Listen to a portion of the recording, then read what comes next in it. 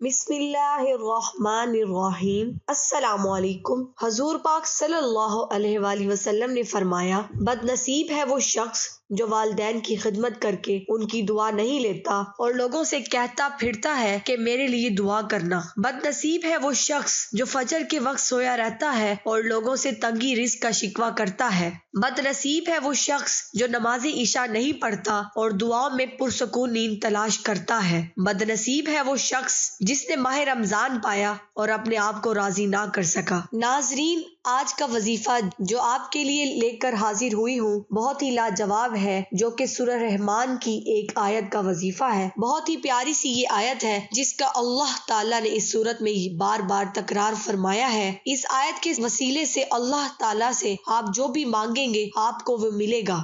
بس یقین کامل کے ساتھ آپ اس آیت کا وظیفہ کریں اور اللہ تعالیٰ سے مانگے، جو بھی مسئلہ ہو، پریشانی ہو، کوئی حاجت ہو، کوئی درد ہو، کوئی مشکل ہو تو یہ وظیفہ کریں اور اپنے اللہ سے مانگے۔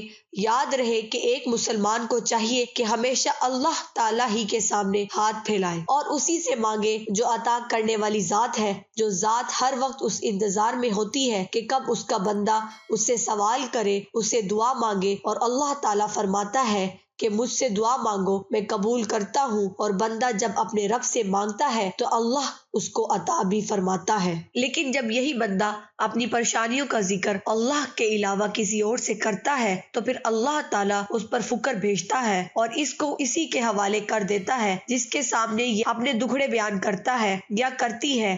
اسی لیے ہمیں چاہیے کہ صرف اور صرف اللہ ہی سے مانگے اور کبھی بھی اللہ کے غیر سے کوئی سوال نہ کرے اور نہ ہی کسی کے سامنے اپنی پریشانیاں بیان کرے، بلکہ ہمیں چاہیے کہ ہم اپنی پریشانیوں میں اللہ تعالیٰ سے رجوع کریں، ہم اپنی پریشانیوں کا حل قرآن اور حدیث پاک میں تلاش کریں۔ اور جو وظیفہ میں آپ کے لیے لائی ہوں یہ وظیفہ قرآن پاک کی آیت کا ایسا وظیفہ ہے جس سے آپ کی ہر پریشانی اللہ کے حکم سے ختم ہو جائے گی۔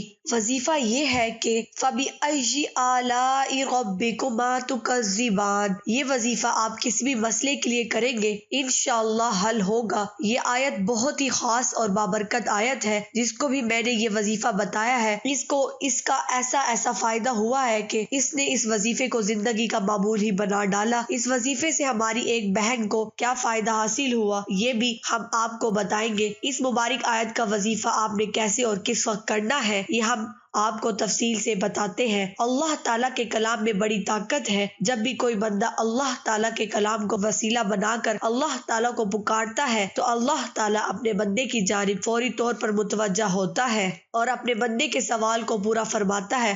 یاد رہے کہ قرآن پاک کی ہر سورت اور ہر آیت ہی اپنے اندر برکات رکھتی ہے، لیکن آج جس سورے کی جس آیت کا وظیفہ ہم آپ کے لیے لائے ہیں وہ بہت ہی بابرکت ہے۔ اس آیت میں اللہ تعالیٰ نے اپنی نعمتوں کا ذکر فرمایا ہے اور اپنے بندے کو مخاطب فرمایا ہے کہ تم اپنے رب کی کون کون سی نعمتوں کو جھٹلاؤ گے، یعنی اللہ تعالیٰ نے اپنے بندے کو وہ نعمتیں دلائی ہیں جو اللہ تعالیٰ نے اس بندے کے لیے پیدا فرمائی ہیں۔ اسی لیے چاہیے کہ اس وظیفے کو کرتے وقت اللہ تعالیٰ کی جو نعمتیں میسر ہیں ان پر اللہ تعالیٰ کا شکر ادا کیا جائے۔ ناظرین، اگر انسان اللہ تعالیٰ کی نعمتوں کا شمار کرنا چاہے تو اللہ تعالیٰ کی نعمتوں کو شمار نہیں کر سکتا، لیکن اس کے باوجود بھی یہ انسان ناشکری کرتا ہے۔ ہمیں ناشکری سے بچنا چاہیے کیونکہ اللہ تعالیٰ شکر کرنے پر راضی ہوتا ہے۔ ناظرین، اس سے پہلے کہ ہم آپ کو اس وظیفے کا طریقہ بتائیں، میں آپ کو اپنی ایک بہن کا میسج سناتی ہوں جس میں ہماری اس بہن نے اس وظیفے سے حاصل ہونے والے فوائد کے بارے میں بتایا۔ ہماری اس بہن کا یہ میسج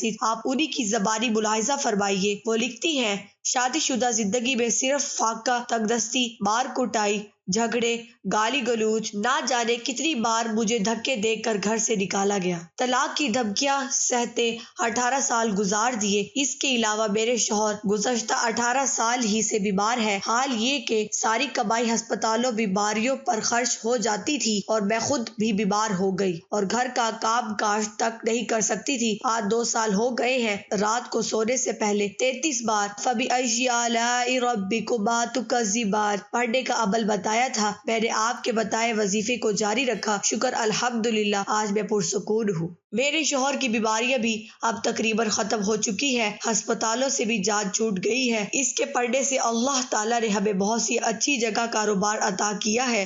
اس وظیفے سے ہمیں وہ کچھ ملا جو میں سوچ بھی نہیں سکتی تھی۔ ایک اور مسئلہ تھا، میری بیٹی ڈاکٹر بننا چاہتی تھی۔ اس وظیفے کی برکت سے اسے لاہور میں ایک میڈیکل کالج میں داخلہ مل گیا۔ ایک دن اچانک مسئلہ کھڑا ہو گیا کہ ہاسٹل کی انتظامیہ نے میری بچی پر الزام لگایا کہ کسی لڑکے کے ساتھ بھاگنا چاہتی تھی، حالانکہ میری بیٹی میں ایسی کوئی بات نہ تھی۔ انہوں نے میری بچی کو ہاسٹل سے نکال دیا۔ میں بہت پریشان تھی۔ میرے شوہر شک بھی بہت کرتے ہیں، اگر ان تک یہ بات پہنچ جاتی تو وہ نہ جانے کیا کر جاتے۔ میں نے بس اس وظیفے کو پورے یقین، توجہ اور دھیان سے پڑھنا شروع کر دیا۔ اللہ تعالیٰ نے غیبی مدد فرمائی اور میری بیٹی کے متعلق ان کی غلط فہمی دور ہوئی۔ انہوں نے معذرت کی اور 2 دن بعد میری بیٹی صحیح سلامت بحفاظت گھر آ گئی اور مجھے ساری صورتحال بتائی۔ اس وظیفے کی بدولت اللہ ہمیشہ میری اور میرے گھر والوں کی اور میری بیٹی کی عزت، جان و مال کی حفاظت فرماتا ہے۔ حالانکہ ہم اتنے بڑے شہر میں رہتے ہیں، سورہ رحمان کی آیت کا تحفہ میں جب بھی پریشانی آنے پر پڑھتی ہوں تو میری پریشانی اسی وقت ختم ہو جاتی ہے۔ انشاءاللہ مرتے دم تک اس یقین اعظم کے ساتھ پڑھتی رہوں گی۔ ناظرین،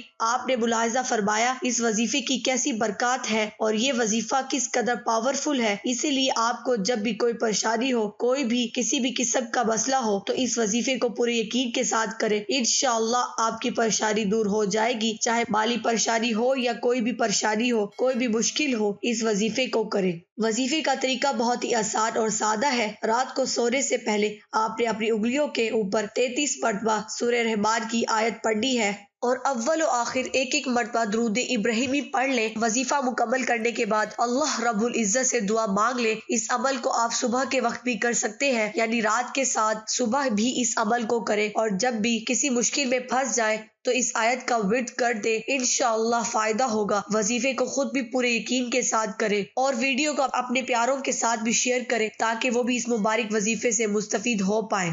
یا اللہ رکاوٹیں دور فرما، یا اللہ خوشیاں، نعمتیں، رحمتیں، خیر و برکت عطا فرما، یا اللہ ہمیں معاف فرما، آمین ثم آمین۔